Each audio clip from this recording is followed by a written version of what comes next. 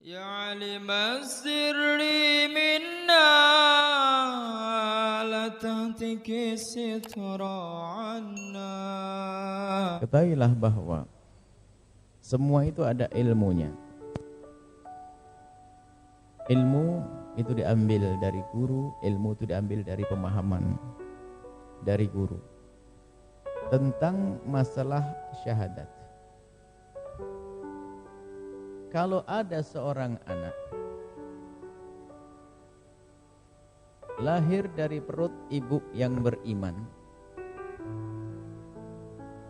maka secara otomatis dia sudah Islam. Enggak ada pembahasan mengucapkan kalimat syahadat. Ini disepakati para ulama dari barat timur atas bawah, Majalengka dan selain Majalengka. Asalkan lahir dari perut ibu yang beriman, maka bapak yang beriman, maka langsung Islam.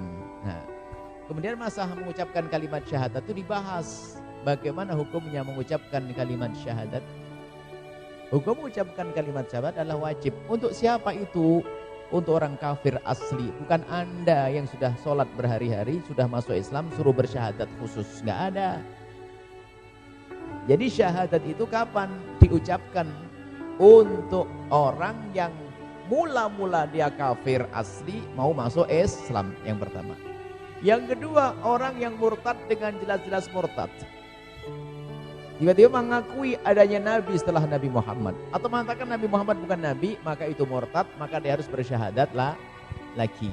Itu ilmunya begitu. Nah, kemudian bab sholat. Kalau ada orang meninggalkan sholat, apakah langsung kafir? Memang al-ahdu baini disebutkan dalam satu riwayat, al-ahdu baini bainal abdi wa bainar rabbi, ikatan antara seorang hamba dengan Tuhannya adalah as-salat. Faman tarakaha faqad kafar, barang siapa meninggalkan salat adalah telah kafir. Lah, enggak boleh kita menjelaskan kepada orang hanya memahami lafaz hadis begini gara-gara ngerti bahasa Arab. Kita kembali kepada perkataan para ulama. Apakah betul gara-gara meninggalkan sholat langsung dikatakan kafir? Yang pertama harus diketahui, meninggalkan sholat adalah dosa besar. Seperti halnya meninggalkan puasa, seperti halnya meninggalkan zakat, seperti halnya meninggalkan haji bagi yang mampu. Sama-sama rukun Islam. Yang meninggalkan sholat dosa gede, yang nggak puasa Ramadan, dosa gede yang tidak punya udzur, sama. Nah, lalu bagaimana jika ada orang meninggalkan sholat, apakah serta-merta dia kafir? Ulama kita madhab Imam Asy-Syafi'i radhiyallahu ta'ala anhu, Imam Malik, Imam Abu Hanifah, jumhur ulama mengatakan, jika ada orang meninggalkan sholat, maka dilihat. Kalau dia masih mengatakan sholat itu wajib, sholat wajib enggak? Wajib. Kenapa kamu tidak sholat? Males. Maka dia tidak dikatakan kafir, tetap beriman tapi dosa. Dosa. Hah? Wajib? Wajib. Kenapa gak sholat? Males. Sholat wajib, tapi dia males. Makanya dikatakan kafir yang kedua. Kenapa kamu tidak sholat? Ngapain sholat? Wajib gak? Gak wajib. Kalau ada orang mengatakan sholat tidak wajib, dia yang murtad, dia kafir. Itu saja. Kalau tetangga Anda masih mengatakan sholat wajib, kemudian dia tidak sholat, dia melakukan dosa gede. Bukan seenaknya kafir begitu. Kafir itu bukan diproduksi lalu disebar-sebarkan begitu. Nanti bahaya sekali. Semuanya kafir begitu. Jadi bahwa Anda baik sekali seperti beliau, peduli urusan sholat. Peduli urusan sholat. Tapi urusan umat bukan hanya sholat saja. Bahkan ada urusan yang dahsyat lagi. Urusan dengan istrimu, urusan dengan tetanggamu, urusan dengan bapakmu, urusan dengan ibumu. Wa qad rabbuka alla ta'budu illa iyyahu wa bil walidaini ihsana. Rajin sholat, tapi sama ibunya ngangkat suara. Mau kemana? Dia akan masuk surga orang tersebut. Rajin sholat, tapi ternyata memutus tali persaudaraan. Anak. Maka semuanya harus seimbang. Sholat benar dengan orang juga benar.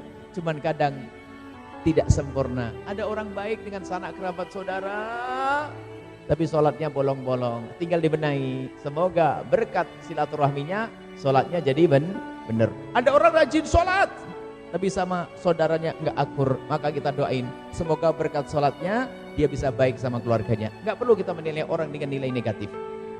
Akan tapi kembali kepada Anda sendiri. Anda kurang yang mana? Begitu. Bukan Anda perlu mencari kekurangan orang, Anda repot nanti. Anda mencari kekurangan diri Anda sendiri. Sebelum Anda bicara tentang kekurangan orang lain. Mungkin Anda orang yang sudah rajin sholat. Alhamdulillah. Cuman sekarang tengok bagaimana dengan ibumu, bagaimana dengan istrimu.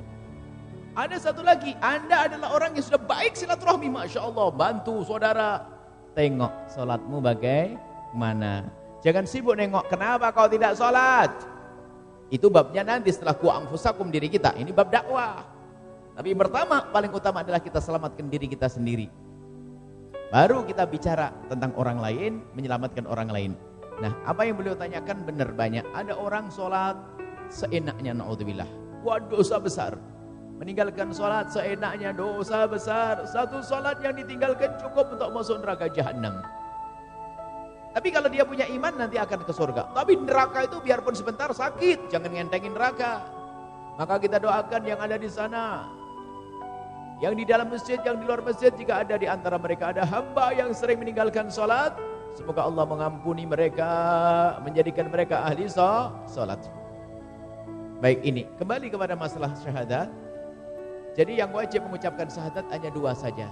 Orang yang baru masuk Islam atau orang murtad. Selebihnya Anda tidak wajib baca syahadat kecuali karena Anda sholat. Asyhadu an la ilaha illallah wa asyhadu anna Muhammadar Rasulullah. Itu adalah masalah syahadat. Kemudian berbaiat untuk bersyahadat lalu mengatakan orang lain masih kafir. Lah ini musibah.